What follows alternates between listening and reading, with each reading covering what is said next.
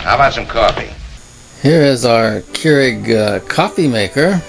I got this for wifey for Mother's Day. Oh, thank you, honey. And it's a pretty nifty little thing.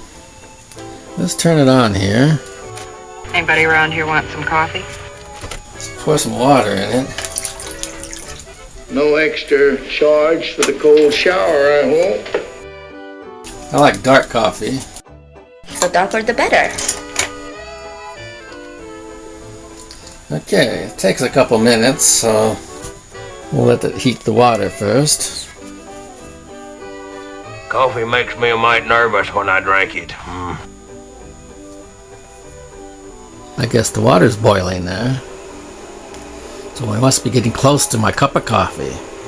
But right now, it's coffee time. There it goes. Smells good. And a cup of mocha java with cream. Milk? Milk, yes, that's fine.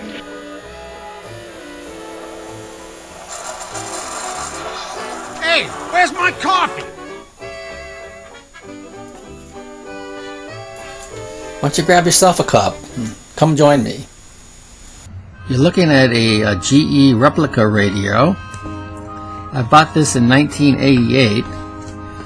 So this is like 28 years old, so it's already an antique. This was a replica of the 1932 J100 for GE. And my interest in old radios goes back to when I was a kid. But during the 80s, they came out with all these replica radios. Well, this was not one of those cheap ones. This was a high quality one. I paid $75 for this way back in 1988. As you can tell, it's put together magnificently. And I think it's really beautiful. You're beautiful. Of course, this is no tubes in here. More music, more often.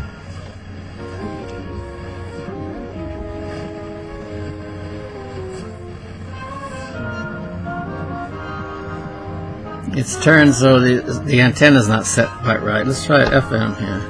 I'll just tune in on a radio signal.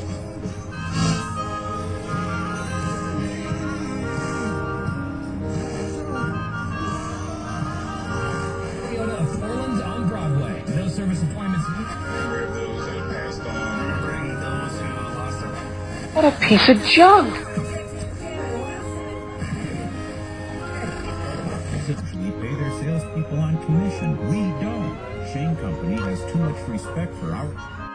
It's a nice radio. Let me show you. I've got the original brochure came with it. And it's really interesting if you read this. It tells you all about old radios, old radio shows. Holy mackerel, Andy. And here is a comparison of this one and the original. You see this picture here. Let's see. This original one was 15 inches, and this is only 11. And it was 20 inches high. This one's only 15. The original used 100 watts. This uses 5 watts.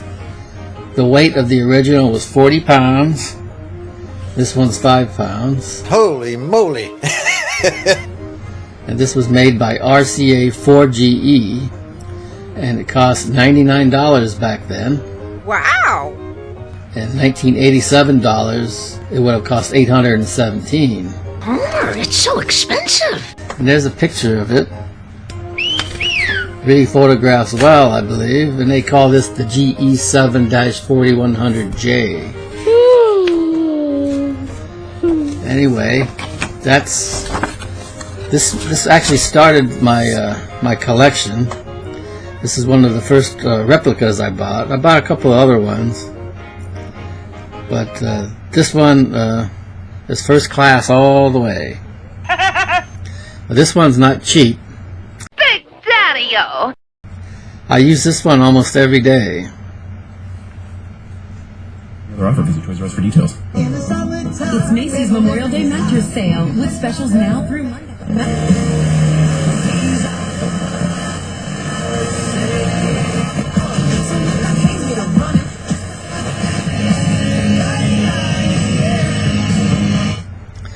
Too bad they got crap music to play on it. But there you go. You know, for a dummy, you make a lot of sense. You did it, Deputy Dog. You did it, boy.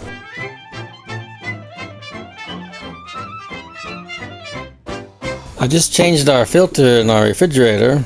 So what? And I put a date on here. Last time we replaced it was in 2010. It's supposed to be replaced every 6 months, and it's 6 years. You dumbass.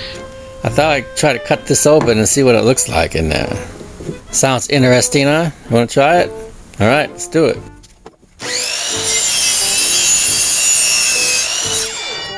A lot of water.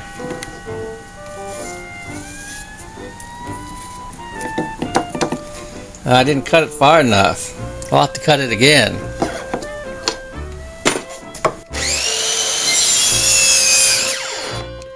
Why are you doing this?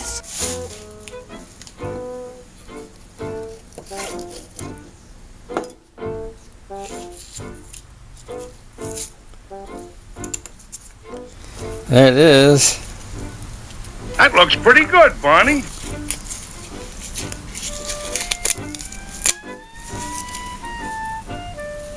It's never too late to seek help. Let's cut this part in half.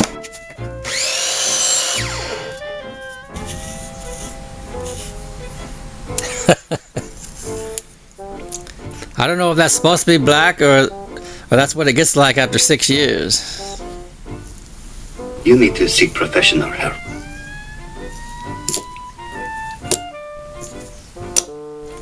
There you go. A refrigerator water filter. Seek professional help. Well, let's take a look at this contraption. Kind of a weird looking doohickey, huh? What is it, Mr. Whoopi? What? Can you guess what this is? Well, let me see. This thing lifts up. Hint. Got a little thing here that moves back and forth, up and down. It's got a little thing here. What is this doohickey? Got a little thing here that turns. Looks like this goes back and forth, and it turns that. See? Here's a hint for you geniuses out there. It's got a little spring-loaded plastic piece here that hits a micro switch here. Looks like a solenoid here. We got the connector. And we got a stepper motor here. Any guesses out there? I give up. Well, this is called a carriage. Say what? From a printer. Say what?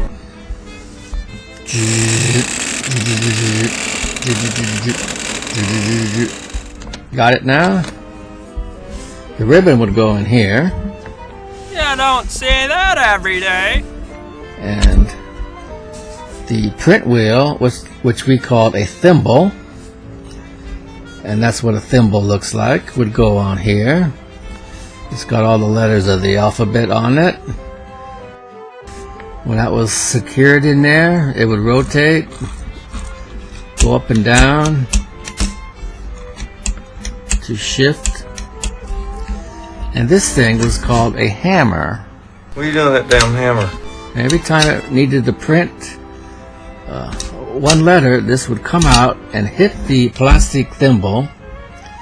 The thimble would hit the ribbon, and the ribbon would hit the platen, which would be right here. And this was used on a an NEC spin rider. That's what they called him. A spin rider. You know why? Because this is spin.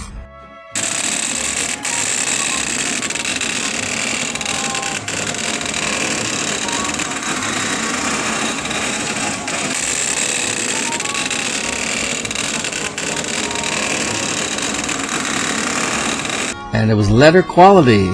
That's the word they used back in the 80s. Letter quality. They didn't have laser printers, at least not for the general public. And this was the next best thing. These were big sellers with lawyers who needed all their documents printed in good quality, and you didn't have to type them by hand. Here's where it says carriage, an NEC logo there. I don't know if you can see that. So there you go. A carriage from a NEC spin rider. Who would have thunk it? Not me, Mr. Roper. When is a scream just a scream? There are a lot of screams. Here's a couple. Then again, there's this scream. Take a listen to this and see if you recognize it. Sound familiar? You've heard this countless times in many films over the years. And if you've ever watched any of my videos, you've heard that scream in a lot of my videos. It is what has become known as the Wilhelm Scream. It all started way back in 1951. So let's take a look at this famous scream and some of the films that it has appeared in, alright? From 1951, there was a Gary Cooper Western titled Distant Drums.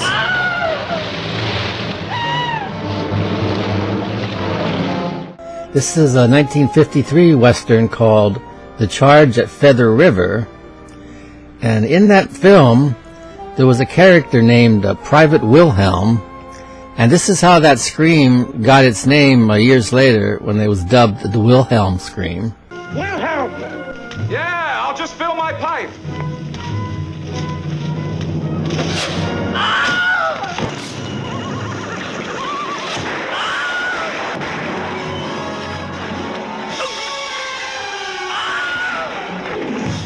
Now, the scream has been used in countless films. A John Wayne, a movie called The Sea Chase. Yep. Land of the Pharaohs. Sergeant Rutledge. Harper. The Green Berets, The Wild Bunch. And it was always incorporated as a death scream. Somebody gets shot or falls off a cliff or drowns. You hear that scream.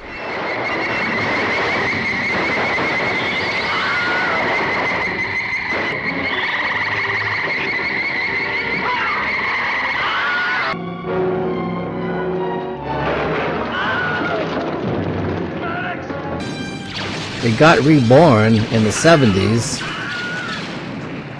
It became quite like an in-joke or a private joke. A lot of filmmakers started using the scream.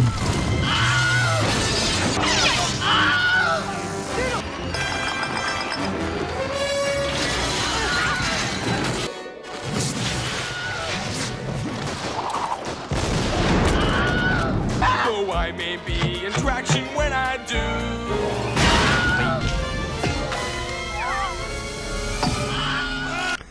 So there you go. Next time you hear it, you'll know where it came from. The Wilhelm Scream.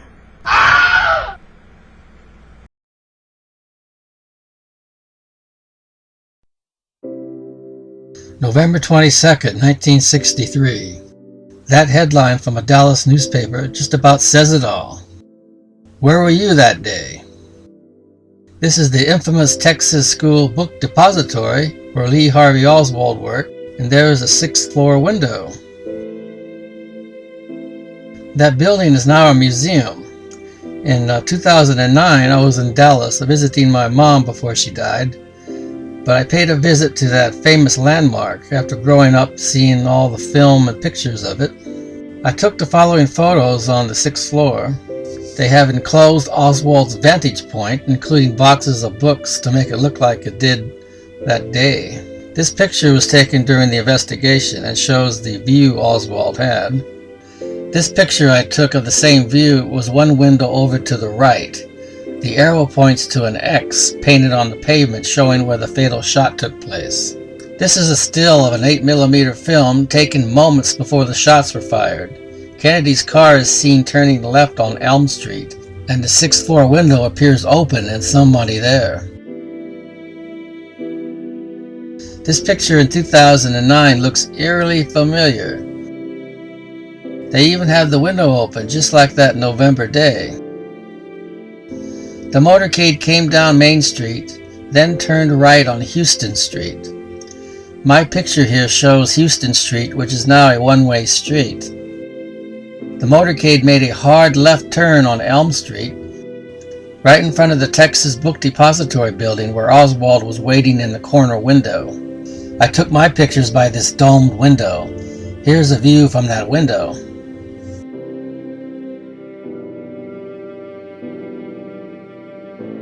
Here's the famous grassy knoll area on the map. Here it is in my photo, and a clearer shot. That famous picket fence where some believe a second shooter was is right here, and here is a clearer picture. This is the white pergola area, and this is the pedestal where Abraham Zapruder stood filming the assassination. There stands a tourist on it in this photo, checking out the view. This was Zapruder's view with his famous footage. So you ask, where was young Buzz on that fateful day in 1963? Well, I was in the 7th grade, in this school, here in this room. It was 11:15. A kid I knew, David Lopez, had come from the office and told me that Kennedy was dead. Of course, I didn't believe it. Later, I remember the teacher putting a black ribbon around the frame of Kennedy's picture, which was hung on the wall. And here's a picture of the newspaper we got that evening, the Los Angeles Herald-Examiner. I remember we saved our copy, but lost track of it over the years. November 22nd, 1963. Where were you when you found out?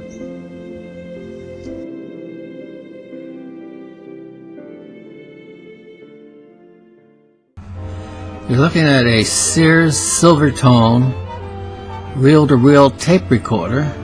Don the Junk Man. Okay, this is I'm a Junk Collector, the Grand Poobah. Alias I'm a Junk Collector sent this to me, and I guess his wife picked it up. It was sitting on the curb, and he thought it might make a good restore project for me. So let's take a look at it. Open it, I say!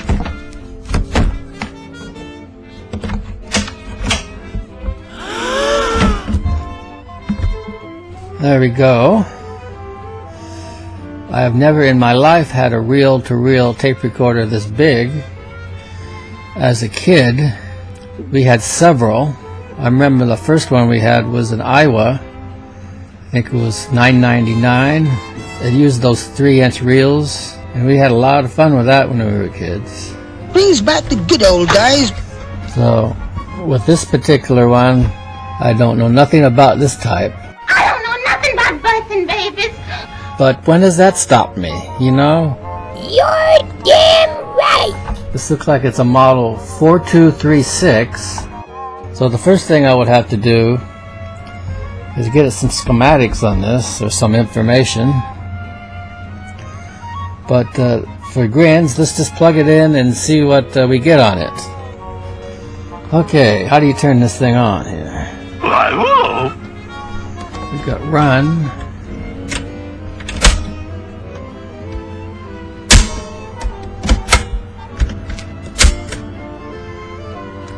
Rewind.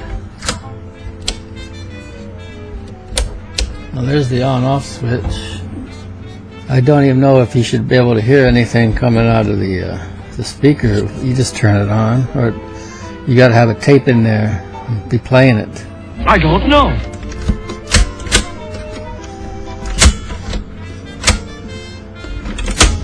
Looks like the motors don't work.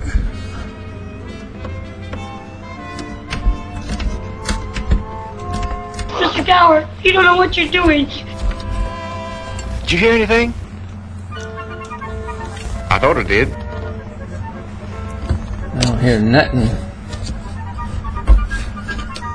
I guess that's why it was probably on the curb. Surprise! Surprise! Surprise! Oh, holy moly, it's the tubes. That makes it even cooler. I see 1, 2, 3, 4, 5, 6. 6 tubes. Okay, I did test all the tubes and they all test okay. But without a schematic, I can't do much here. And check this out.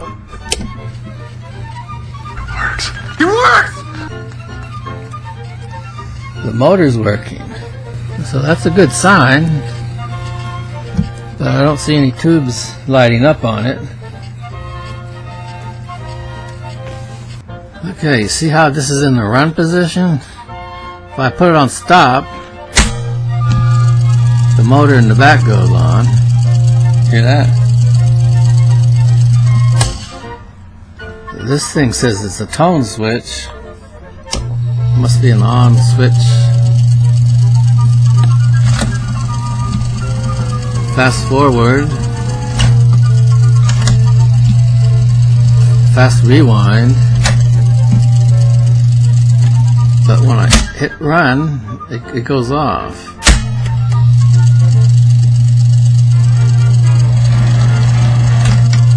When I go in between, it does that.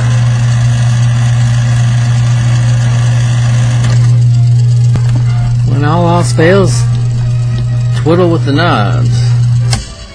I put a tape in there. Like fast forward works. Fast rewind works, but when I try to run it, nothing happens.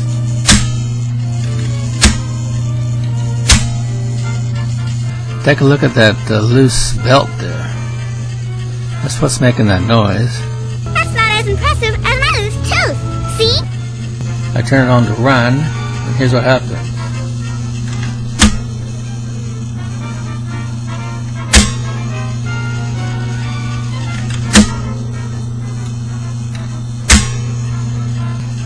So we got no power to the tubes, so we'll have to figure that out. So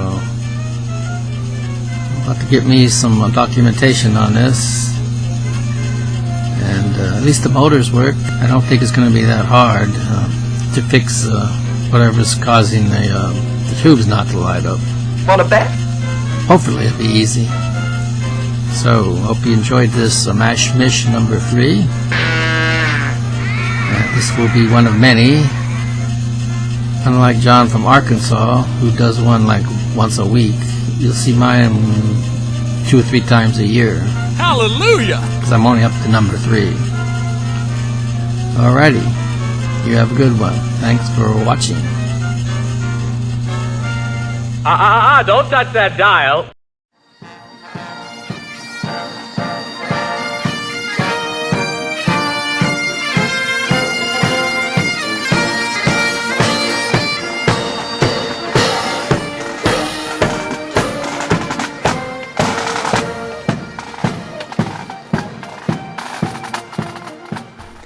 Hootman! Hootman!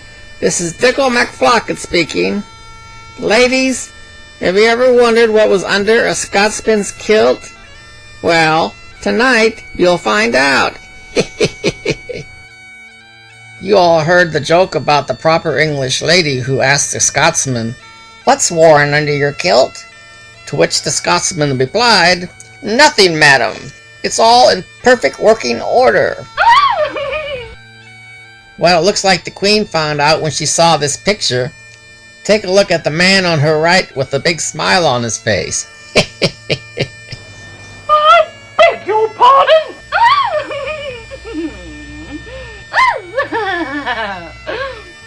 Oh, dummies. Looks like this is the end. Hootman, Hootman. It's a blow black moolak knack to knack. I don't feel no ways tired.